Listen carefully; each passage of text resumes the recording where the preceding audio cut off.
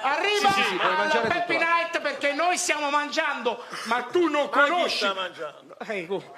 Non conosci la tradizione, lo struffolo, il raffaiolo, da dove proviene? Tu dici a me come una foto, però è A me importante. come ne fu?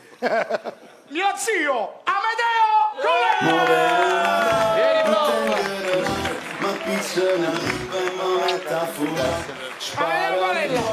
Foro, burtona, ma metto canzone e vagabond. Ciao prof, ben trovato, accomodati pure. Eccoci. Amedeo!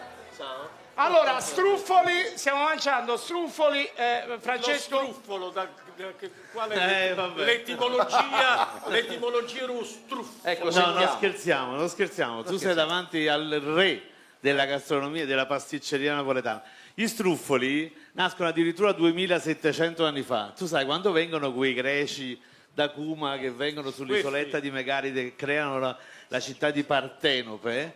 Loro si portavano dei pentoloni da friggere e l'olio di frittura, che loro friggevano gli strogolos, che erano delle palline di acqua e frumento, che poi farcivano col miele. Siamo praticamente davanti agli antesignani, agli struffoli che noi mangiamo ogni anno, che possiamo considerare il dolce più antico dell'etnia napoletana. Non Valeria solo voleva sapere. fritti, sono fritti, anche se ora... bolliti. Fai parlare il professore, parla a me.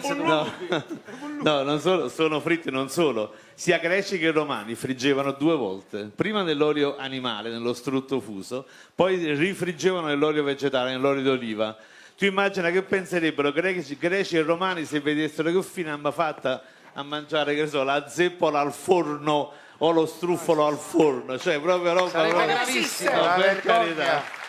Se il peccato sa da fa una volta è Siamo mortale, tutti mortale, d'accordo. mortale. Amedeo, a chi vuoi più bene? A me? No, un attimo solo, siamo pronti per Amedeo? Allora, questo è difficile. Eccolo qua. Al Pulcinella, quale dei due Pulcinella vuoi bene tu? No, però effettivamente, guarda, si è giocato molto, d'altronde poi le circostanze sono tutte particolari, perché poi l'autore di quell'opera si chiama Gaetano Pesce. A Milano non sarebbe successa la stessa cosa. No. Tu sai che nel Regno di Napoli il membro maschile è chiamato Pesce, ma a Milano e a Torino lo chiamano Uccello.